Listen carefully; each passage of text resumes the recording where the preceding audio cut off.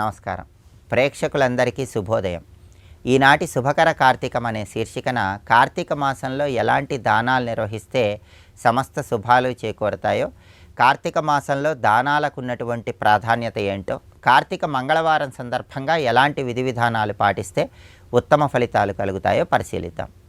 ప్రధానంగా కార్తీక మంగళవారం సందర్భంగా సుబ్రహ్మణ్య ఆలయానికి వెళ్ళి సుబ్రహ్మణ్య స్వామికి అభిషేకం చేయించుకున్న, అర్చన చేయించుకున్న ఉత్తమ ఫలితాలు కలుగుతాయి.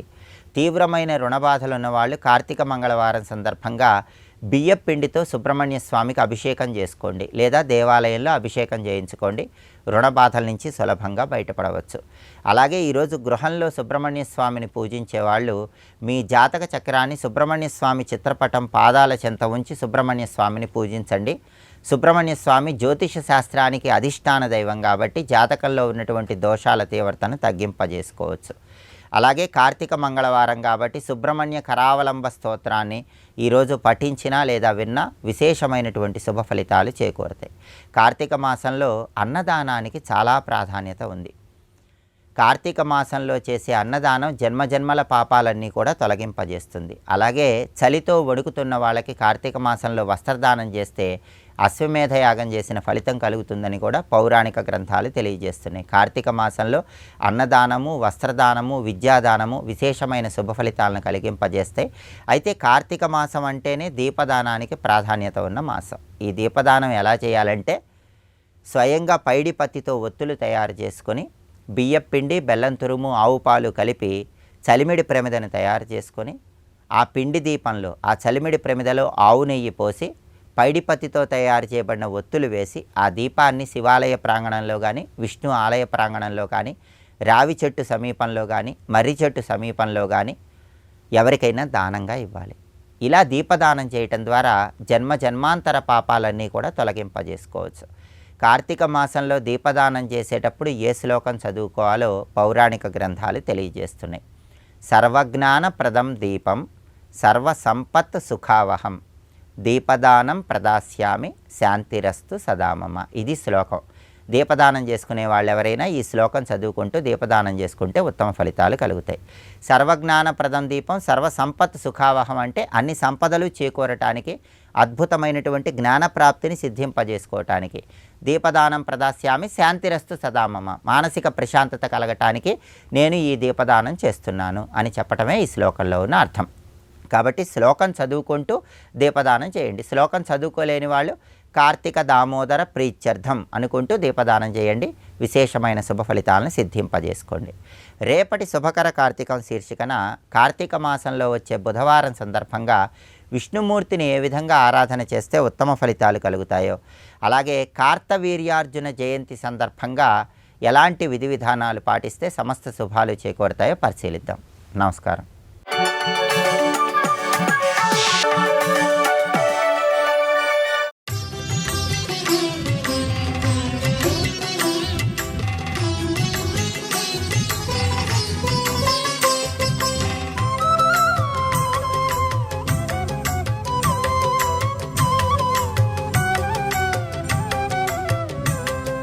కొంతకాలం చేయగా ఆ తల్లే ఆదరబుద్ధి కూడా కలిగించవచ్చు. నామంపై రుచి కలగాలంట అనేక జన్మల సంస్కారం ఉండాలండి.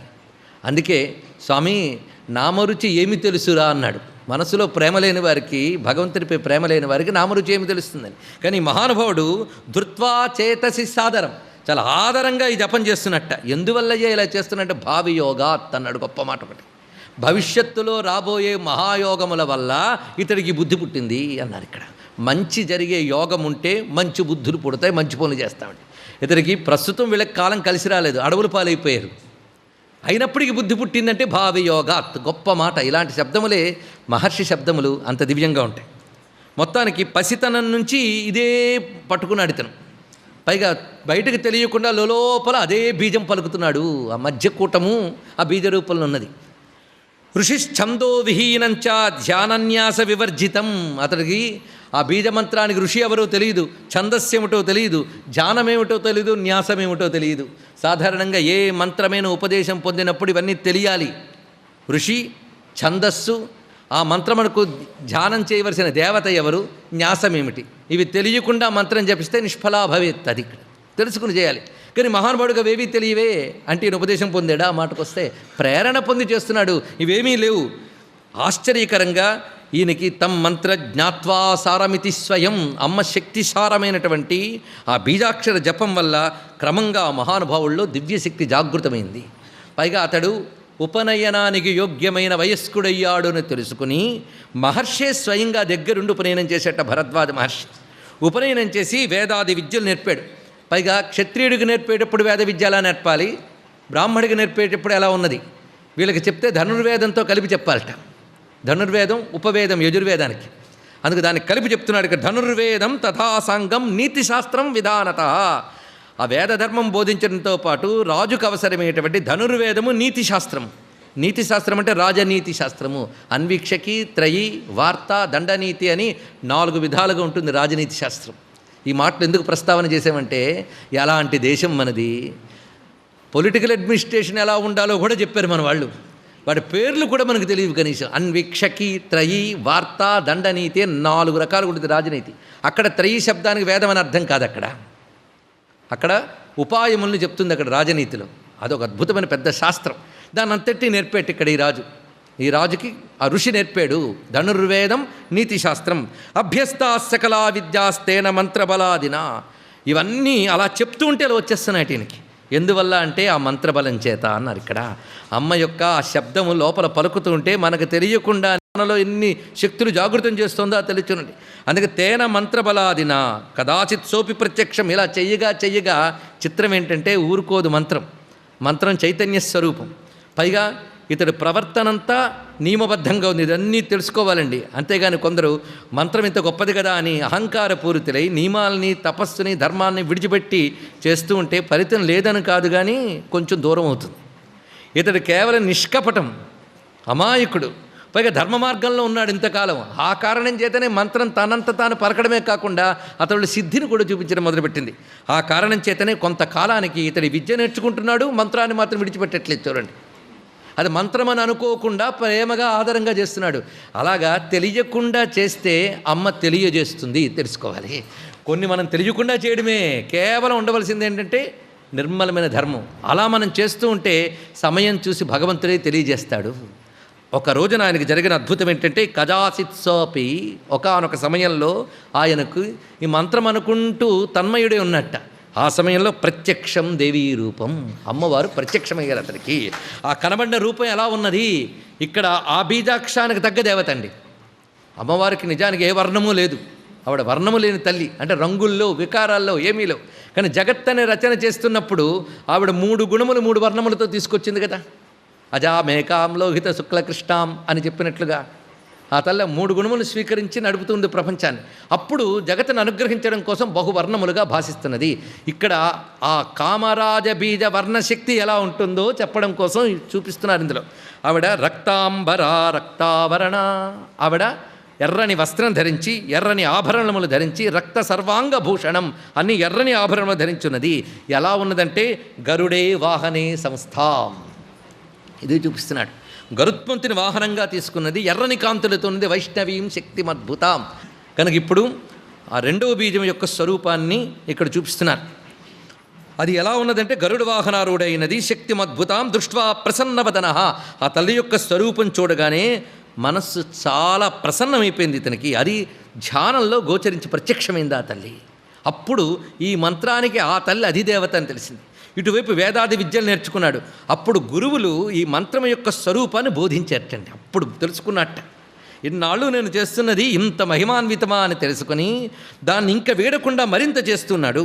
ఆ సమయంలో ఒకప్పుడు మతరం సేవమానస్తు విజహార నదీ తటే, అక్కడ పుణ్యనదీ తీరంలో ఆ దివ్యమైన త్రికూట పర్వతము, దాన్ని చిత్రకూటము అని కూడా భావన చేయవచ్చు. అక్కడ ఆయన సంచరిస్తూ ఉంటే ఒక్కసారిగా ఆశ్చర్యకరంగా అమ్మ ప్రత్యక్షమై అతనికి దివ్యమైన ధనుస్సు, బాణములు ఇచ్చిందట. ఆ తల్లి ధర్మరక్షణ కోసం కావలసినటువంటి శక్తిని ప్రార్థిస్తే తప్పకుండా ఇస్తుంది. ఇది కావలసింది. ఇప్పుడు ధర్మాన్ని రక్షించాలనుకునే వాళ్ళకి అమ్మ శక్తిని ఇవ్వాలి. అందుకే ఇది భవ్యమైన మాట. శరాచనంచ సంప్రాప్తం విశికాస్త శిలాశిత తూణీరం కవచం తస్మై దత్తం చాంబికయా వనే.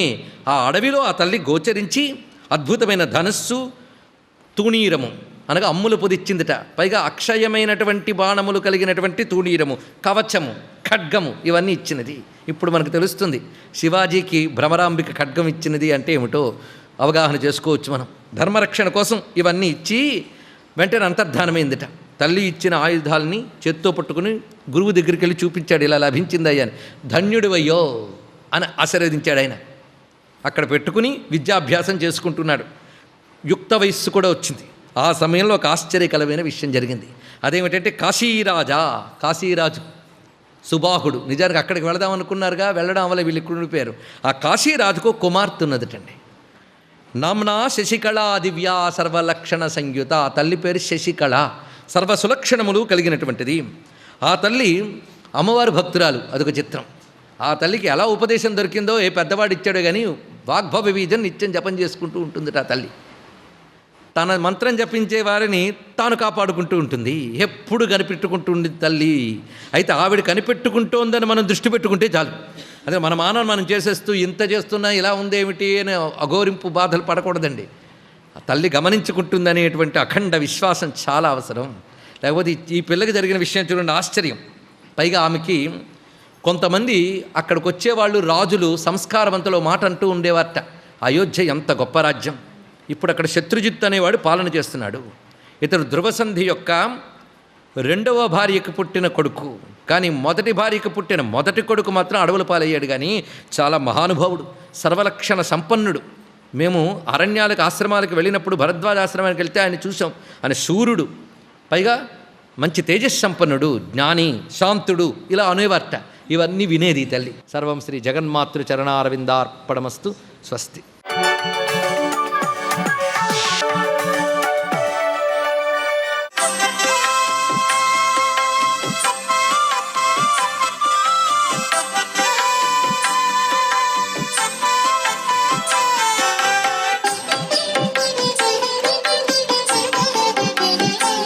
మేఘశ్యామం పీతకౌసేయవాసం శ్రీవత్సాంకం కౌస్తుభోద్భాసితాంగం పుణ్యోపేతం పుండరీకాయతాక్షం హే విష్ణుం వందే సర్వలోకైకనాథం. నీరజాక్షుడు, అఖిలాండ కోటి బ్రహ్మాండ నాయకుడు అయినటువంటి మహావిష్ణువును ఈ సుదినాన కార్తీక మాస సందర్భంగా తులసి దళాలతో పూజించాలి.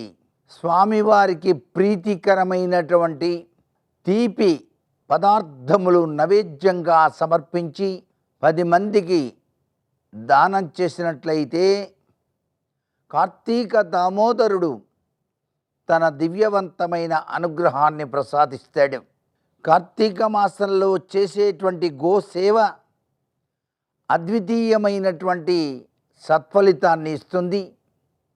కృష్ణ పరమాత్మ యొక్క జీవిత గాథను స్మరించుకుంటూ ఆయన గోవర్ధనగిరి పర్వతాన్ని ఎత్తినటువంటి అద్వితీయమైనటువంటి లక్షణాన్ని మనసు నిండా నింపుకొని గోవర్ధనగిరిధారి అంటూ విష్ణుదేవుని కీర్తిస్తూ గోసేవ చేయటం అద్వితీయమైనటువంటి ప్రభావాన్ని కార్తీక మాసంలో ప్రతి ఒక్కరూ కూడాను పాటించాలి.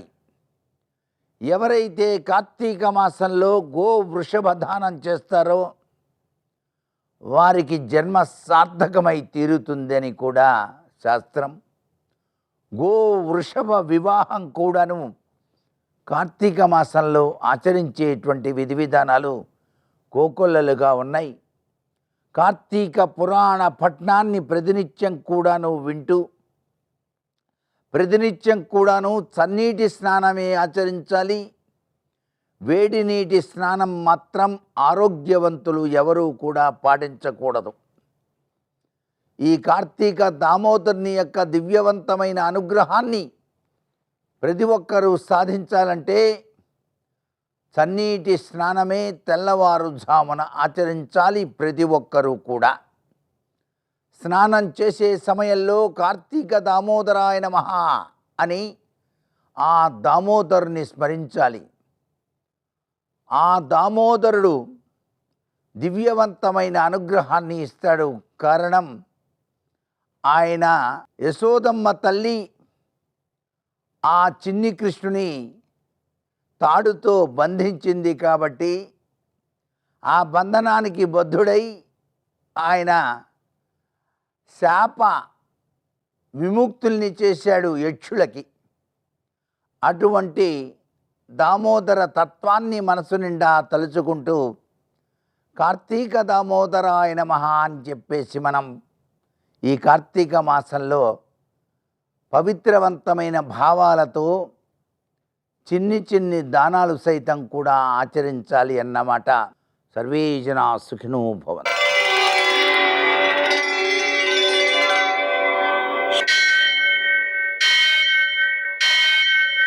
సహస్రశీరుషం దేవం విశ్వాక్షం విశ్వశంభువం విశ్వం నారాయణం దేవమక్షరం పరమం పదం విశ్వతః పరమాం నిత్యం విశ్వం నారాయణగుం హరిం విశ్వమేవేదం పురుషస్తద్విశ్వముపజీవతి పతిం విశ్వస్యాత్మేశ్వరం శాశ్వతం శివమచ్యుతం నారాయణం మహాజ్ఞేయం విశ్వాత్మానం పరాయణం.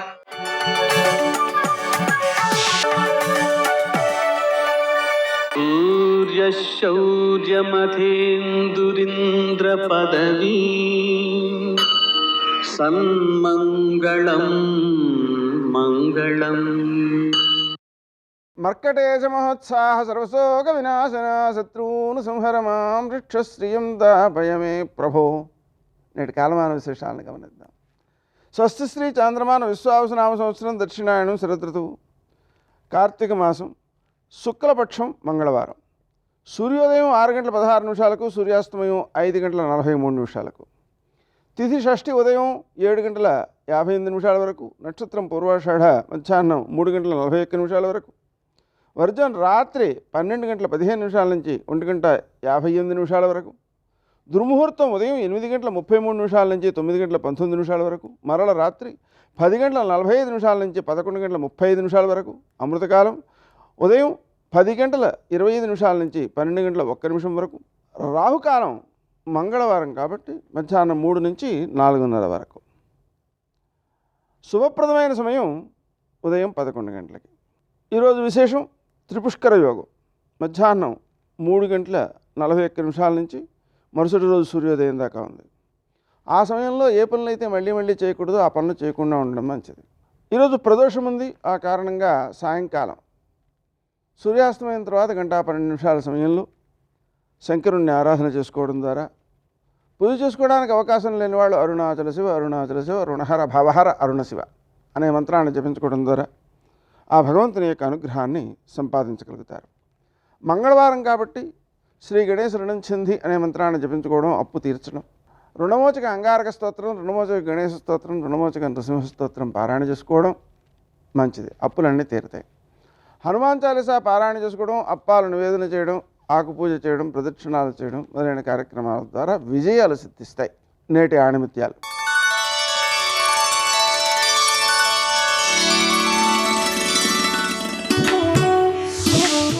ఆరోగ్యం లేని మనిషి జీవితంలో ఏమీ సాధించలేడు.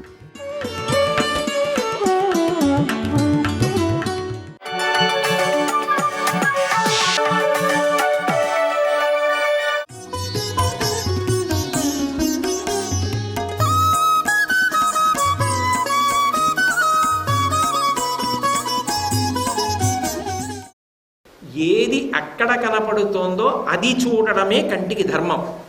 అది కదిలితే చూడగలగాలి అంటే లోపల మనసుతోనే మీరు పట్టుకోవాలి. నేను అన్న మాట మీరు బాగా పట్టుకున్నారో లేదో నాకు తెలియదు. నేను మీకు బాగా అర్థం అవ్వడానికి వెనక శ్లోకంలోంచి మళ్ళీ ముందుకు వస్తాను, మీరు బాగా పట్టుకుంటారు. ఎందుకంటే ఎప్పుడూ శంకరుడు చేసేది కొనసాగింపే కనుక. అందులో ఆయన ఏమన్నారు? ముక్తాహార విడంబమాన విలసద్వక్షౌజ కుంభాంతరి అన్నారా లేదా? ముత్యాలహారం గురించి. అలాగే శంకరులు ఒక చోట అన్నారు, అసౌనాసా వంశస్తుహినగిరి వంశధ్వజపటి తదీయో నీదీయ ఫలతో ఫలమస్మాకముచితం వహత్యంతర్ముక్త శిశిరకర నిశ్వాసగళితం సముద్యాయత్తాసా బహిరపి సముక్తామణిధర అన్నారు. అమ్మవారి ముక్కు నాసాదండంలా ఉంటుంది, వెదురు బొంగు ఎలా ఉంటుందో అలా ఉంటుంది. వెదురు బొంగు పైన ముట్టుకుంటే చక్క నున్నగా ఉంటుంది. అయితే లోకంలో ముత్యాలు దొరికేటటువంటి ప్రదేశాలు అని కొన్నిటిని చెప్తారు. అందులో ఏనుగు యొక్క కుంభస్థలం, బ్రహ్మాండమైనటువంటి జాతి ఏనుగులు, గజాసుర సంహారం చేసి ఆ గజాసురుడి యొక్క కుంభస్థలంలో ఉన్నటువంటి ముత్యాలు తీసి పార్వతీదేవి మెడలో వేశాడు శంకరుడు అంటారు. కాబట్టి ఆ ముత్యాలు దొరికే ప్రదేశాల్లో ఏనుగు కుంభస్థలం ఒకటి, సముద్రం ఒకటి సహజంగా అందరికీ తెలిసి ఉన్నది. ఇక 3 వెదురు బొంగులో కొన్ని జాతి వెదురు బొంగులలో ముత్యాలు ఉంటాయి అని సంప్రదాయం. ఆ వెదురు బొంగులో ముత్యాలు ఉంటాయి. కాబట్టి ఇప్పుడు అమ్మవారి ముక్కు వెదురు బొంగు అనుకోండి, లోపల ముత్యం ఉండాలి కదా. మరి వెదురు బొంగుతో పోలిస్తే ముత్యం ఉండాలా వద్దా? శంకరులు అన్నారు నాకు కనపడింది ముత్యం. ఎలా కనపడింది? ముత్యం కనపడాలంటే ఏం చేయాలి? వెదురు బొంగుని ఇలా బద్దలు కొట్టాలి. పరమ అమంగళకరం కదా అసలు ఆ ఆలోచన. అమ్మవారి ముక్కుని వెదురు బొంగుతో పోల్చినప్పుడు అలా ఎలా ఆలోచన చేస్తారు మీరు? ముత్యాలు చూడడానికి అలా చేద్దామని ఆలోచన చేయలేరు. మరి అటువంటిప్పుడు ఎలా కనపడింది ముత్యం అంటే శంకరులు అన్నారు శిశిరకర నిశ్వాస గళితం. అక్కడ యోగం కావాలి. అందుకే యోగశాస్త్ర సంబంధం ఆ శ్లోకం. అంటే మీరు ఇలా విగ్రహం వంక చూస్తున్నారనుకోండి, ఎప్పటికీ కనపడదు మీకు ఆ ముత్యం, లోపల ఉంది, అది కనపడదు. కానీ శంకరాచార్యులు వారు అన్నారు అమ్మవారు కూడా అది ఊపిరి వదిలి ఊపిరి తీస్తూ ఉంటుంది కదూ. తీస్తున్నప్పుట శిశిరకర నిశ్వాస గళితం. శంకరాచార్యులు వారికి చాలా ఇష్టమైన పేర్లు శిశిరకర, హిమకర. ఆ పేరు ఎక్కువ వాడతారు ఆయన చంద్రుడికి. శిశిరకర చల్లతనం ఎటువైపు ఉందో, చంద్ర సంబంధం ఎటుందో అటు ముక్కు రంధ్రంలోంచి ఆ ముత్యం ఒకసారి ఇలా పైకి వచ్చి లోపలికి వెళ్ళిపోతుంది. మరి ఊపిరి అని వదిలితే కొద్దిగా ముత్యం బయటకు వచ్చింది అన్నప్పుడు లోపలికి వెళ్ళిపోతాం. అంటే ఇప్పుడు నాకు చెప్పండి, అది మీకు విగ్రహంలో కనపడుతుందా? అలా ఎప్పుడు కనపడుతుంది? ఈ కళ్ళు మూసేయాలి. మూసేసి మనస్సుతో చూడాలి. మనస్సు సూక్ష్మేంద్రియమైన కన్నుని ఆధారం చేసుకొని చూడాలి అమ్మవారిని. ఆవిడ ఊపిరి తీసి వదులుతున్నప్పుడు చూడాలి. అయితే శంకరాచార్యులు వారు కుడి ముక్కు రంధ్రంలోంచి వస్తోందని ఎందుకు రాయిలే? ఎడం ముక్కులోంచి వస్తోందని ఇటే పెట్టుకోవాలా ముత్యం? ఇటు పెట్టుకోవచ్చుగా. మరి ఇటు పక్క నుంచి వస్తోందని ఎందుకు చెప్పారు? అది యోగం. సర్వం శ్రీ ఉమామహేశ్వర పరబ్రహ్మార్పణమస్తు. స్వస్తి.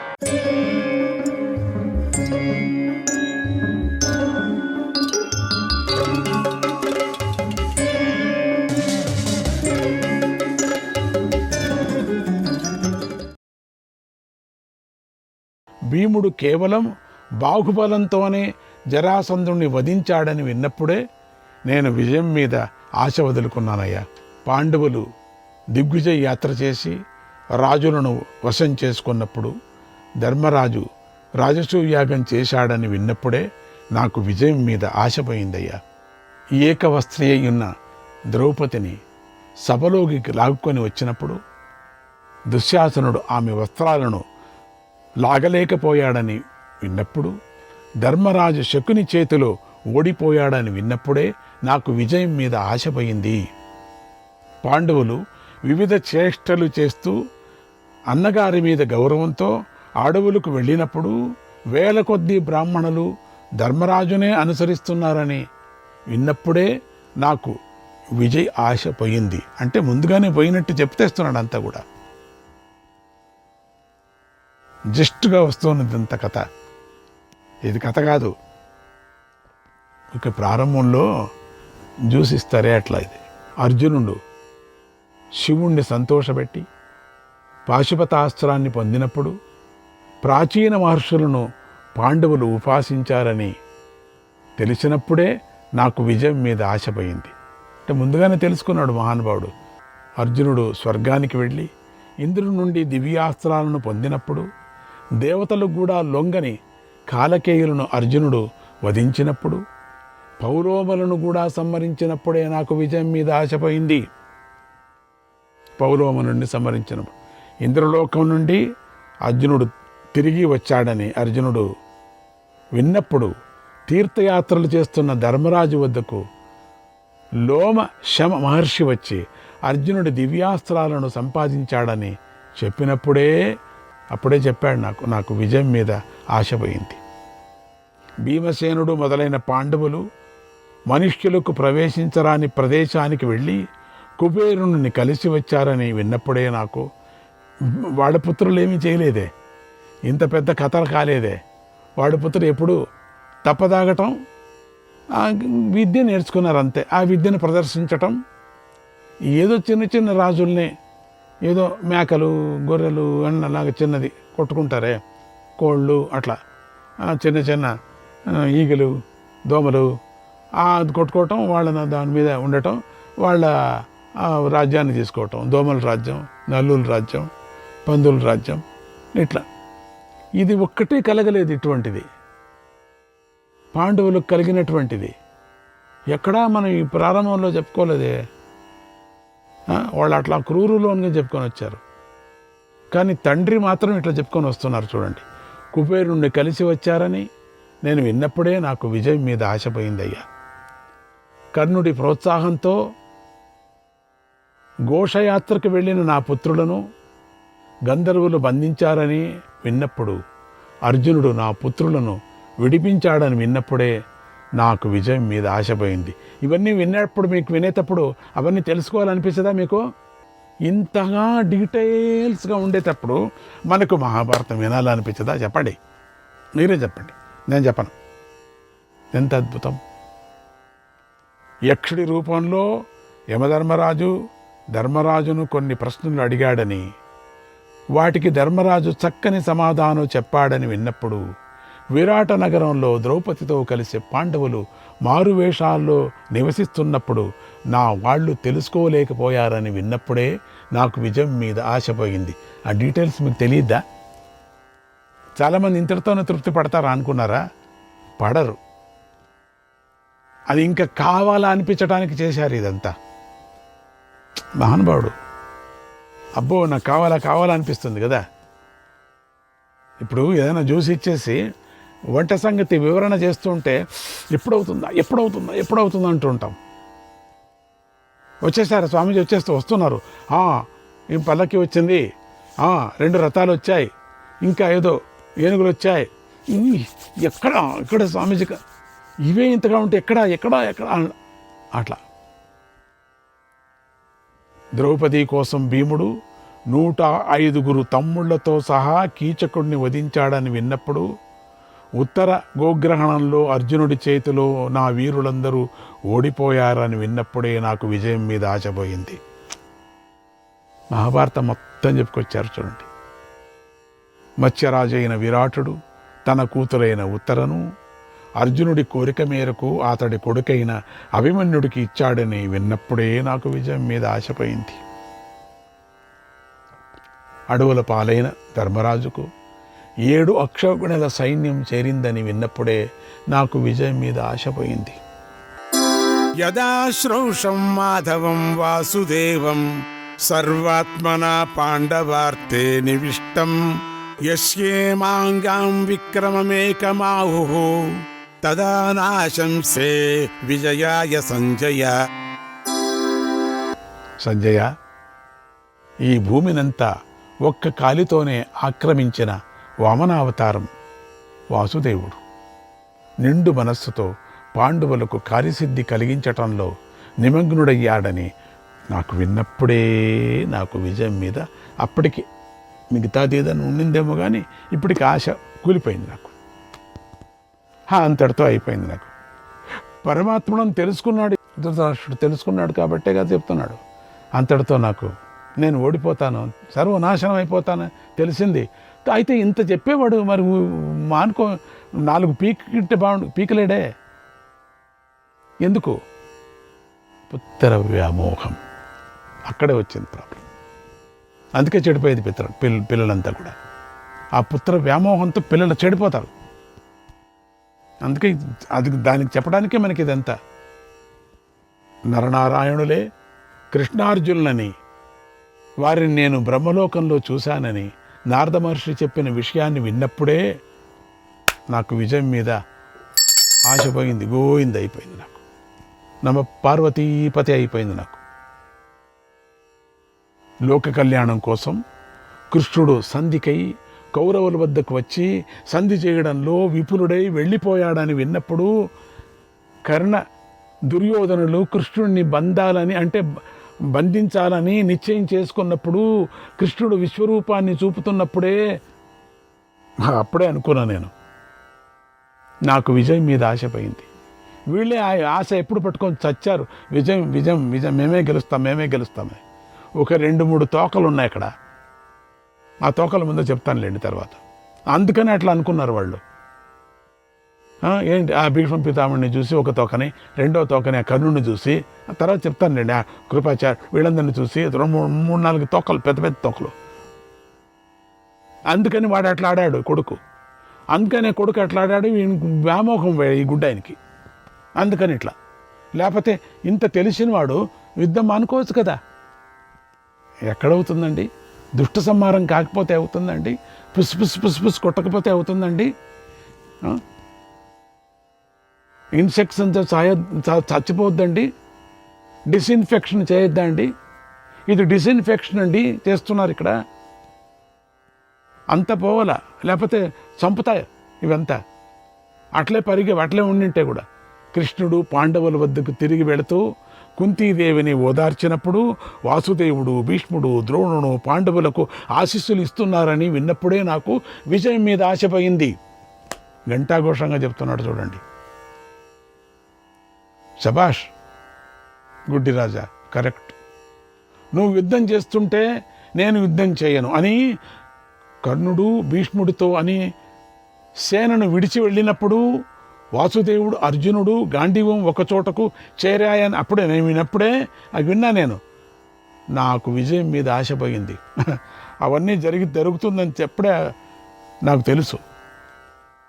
రథపు కాడి తగిలించే పొడవైన బ్రాకు మీద అర్జునుడు చతికిలబడి కూర్చున్నప్పుడు కృష్ణం లోకాన్ దర్శయానాం శరీరే తదా నాశంసే విజయాయ సంజయ. కృష్ణుడు తన శరీరంలో అన్ని లోకాలను అర్జునుడికి చూపించాడని విన్నప్పుడే నాకు ఇంకా పాపం చతికిలపడి సన్నబడి స్పీడు తగ్గించుకొని మాటలు నిదానంగా చెప్తున్నాడు.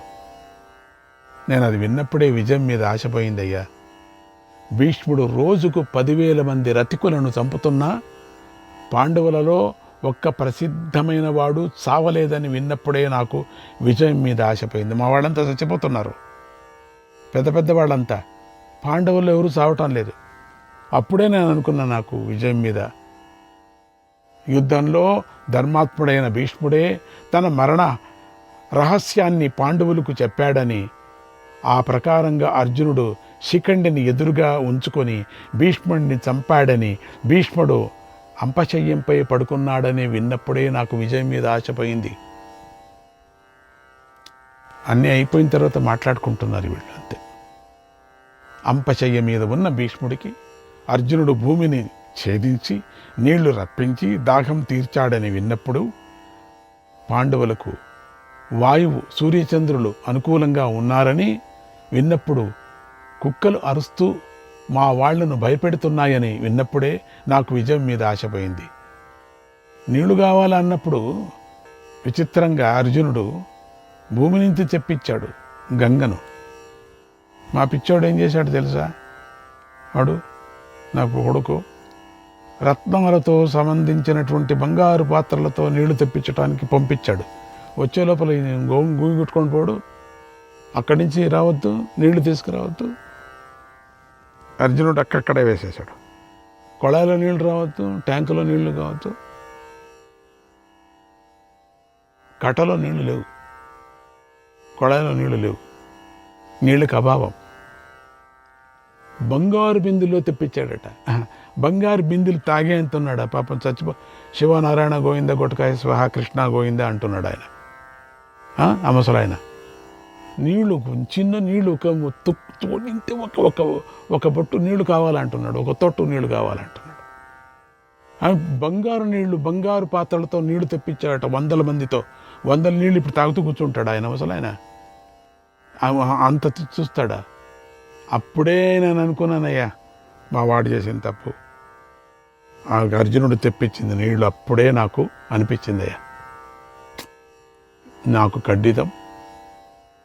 మా వాళ్ళకి అనిపించిందట, కుక్కలు అరుస్తూ మా వాళ్ళను భయపెడుతున్నాయని. కుక్కలు అరుస్తున్నాయట నీళ్లు తెచ్చేటప్పుడు. కుక్కలు ఎంటపడ్డాయట, పెద్ద పెద్ద కుక్కలు. ఏం చక్రవర్తి కుక్కలు ఎంటపడ్డాయా? అదేం పిచ్చి కుక్కలు ఏమిటో. అప్పుడు నాకు అనిపించిందయ్యా, నాకు విజయం మీద ఆశపై మా వాళ్ళు ఏదో అంతా పరిగెత్తిపోతున్నట్ట కుక్కలు ఎంటపడినప్పుడు.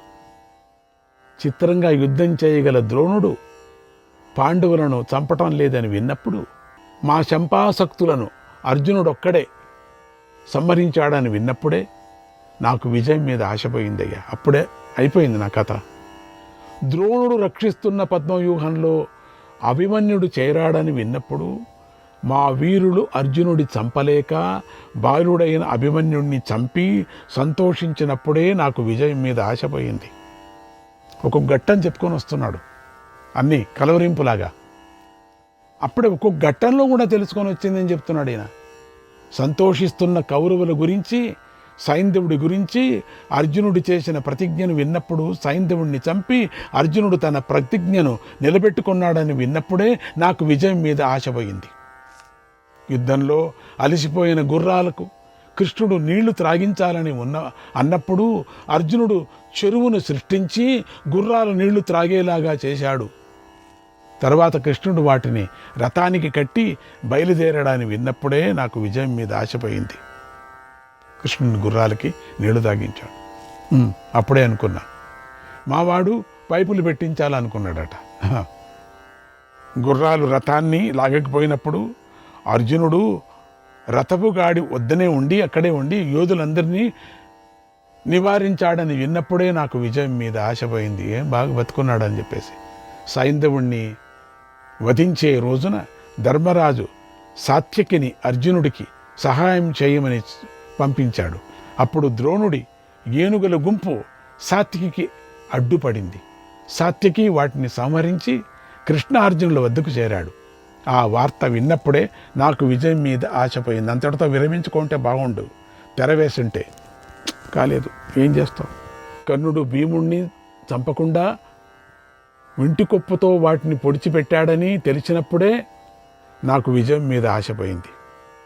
ద్రోణుడు, కృతవర్మ, కృపుడు, కర్ణుడు, అశ్వత్థామ, శల్యుడు చంపబడే సైంధవుణ్ణి రక్షించలేకపోయారని విన్నప్పుడే నాకు విజయం మీద ఆశపోయింది. ఇంద్రుడు కర్ణుడికి దివ్యశక్తినిచ్చాడు. దానిని కర్ణుడు ఘటోత్కచుడిపై ప్రయోగించేలాగా, ఆ ఘటోత్కచుడిపై ప్రయోగించేలాగా కృష్ణుడు చేశాడని. కర్ణుడు ఎక్కడ చేస్తాడు? తలకాయ. కృష్ణుడు చేశాడా విన్నప్పుడే నాకు విజయం మీద ఆశపోయింది. కర్ణుడి కథ చెప్తాను తర్వాత. దృష్టద్యుమ్నుడు ధర్మాన్ని అతిక్రమించి రథపు కాడిపై ప్రాయోపవేశం చేసినట్టు ద్రోణుని శిరస్సును నరికాడని విన్నప్పుడు, అశ్వత్థామతో నకులుడు మండల యుద్ధం చేశాడని విన్నప్పుడే నాకు విజయం మీద ఆశపోయింది. అశ్వత్థామ పాండవులపై నారాయణాస్త్రాన్ని ప్రయోగించినా పాండవులు మరణించలేదనే విన్నప్పుడు, భీముడు దుశ్శాసనుడి రక్తం త్రాగినప్పుడు, కర్ణుడిని అర్జునుడు చంపాడని విన్నప్పుడు నాకు విజయం మీద ఆశపోయింది.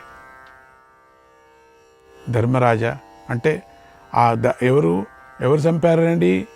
ఆ కర్ణుడిని చంపింది ఎవరు చంపారండి? జ్ఞాపకం పెట్టుకోండి. కర్ణుడిని అర్జునుడు చంపాడని తెలుసుకున్నాడు, వార్త వస్తుంది కదా, చంపాడని విన్నప్పుడు నాకు విజయం మీద అప్పుడప్పుడు ఆశ పోయింది ఆయనకి. ధర్మరాజు అశ్వత్థామను, కృతవర్మను జయించాడని విన్నప్పుడు, శల్యుడు ధర్మరాజు చేతిలో మరణించాడని విన్నప్పుడు, శకుని సహదేవుడి చేతిలో చనిపోయాడని తెలిసినప్పుడే నాకు విజయం మీద ఆశపోయింది. దుర్యోధనుడు మడుగులోకి ప్రవేశించి దాక్కున్నాడని తెలిసినప్పుడు, పాండవులు కృష్ణుడి సహాయం తీసుకొని నా పుత్రుణ్ణి రెచ్చగొట్టారని విన్నప్పుడు, వాసుదేవుడి తెలివి వల్ల నా పుత్రుడు భీముడి చేతిలో అధర్మంగా చనిపోయాడని విన్నప్పుడే, ఇక్కడ చూడండి అక్కడ పెట్టాడు ఒకటి, చనిపోయినే నాకు విజయం మీద ఆశపోయింది. మళ్ళీ చెప్తాను దాని కథ, ఎందుకు ఈ మాట అన్నాడు. అశ్వత్థామ ఉప పాండవులను పాంచాలులను చంపాడని, పాంచాలు ఉన్నారు 5, అది చాలా అద్భుతంగా వస్తుంది ముందు కథ. చంపాడని విన్నప్పుడు అశ్వత్థామ ఇషికాస్త్రాన్ని విడవగా అది ఉత్తర గర్భాన్ని మాత్రమే ఛేదించినదని విన్నప్పుడే నాకు విజయం మీద ఆశపోయింది. భాగవతంలో విన్నాం మనం. అశ్వత్థామ బ్రహ్మశిరోనామక అస్త్రాన్ని విడిచినప్పుడు ఆ అస్త్రాన్ని అర్జునుడు శాంతింపజేశాడని విన్నప్పుడు, అశ్వత్థామ తన శిరోరత్నాన్ని ఇచ్చాడని విన్నప్పుడే నాకు విజయం మీద ఆశపోయింది. అశ్వత్థామ తన అస్త్రాలతో ఉత్తరాగర్భాన్ని విడిపించినప్పుడు వ్యాసుడు కృష్ణుడు అశ్వత్థామను శాపాలతో బంధించారని, శాపాలు రూపమైనటువంటి శాపాలతో బంధించారని విన్నప్పుడే నాకు విజయం మీద ఆశపోయింది. ఇంకా కొన వరకు చెప్తున్నారు. ఏంటి విజయం మీద ఇంకేముంది? గాంధారీదేవి అంతులేని దుఃఖాన్ని అనుభవించింది. పుత్రులు, పౌత్రులు, బంధువులు, సోదరులు అందరూ మరణించారు. పాండవుల కష్టసాధ్యమైన పనిని చేశారు. నిజం, శత్రువులు లేని రాజ్యాన్ని పొందారు. ఈ యుద్ధం వల్ల నాకు చాలా కష్టదశ వచ్చింది. ఇంకేం కష్టదశ వీడికి?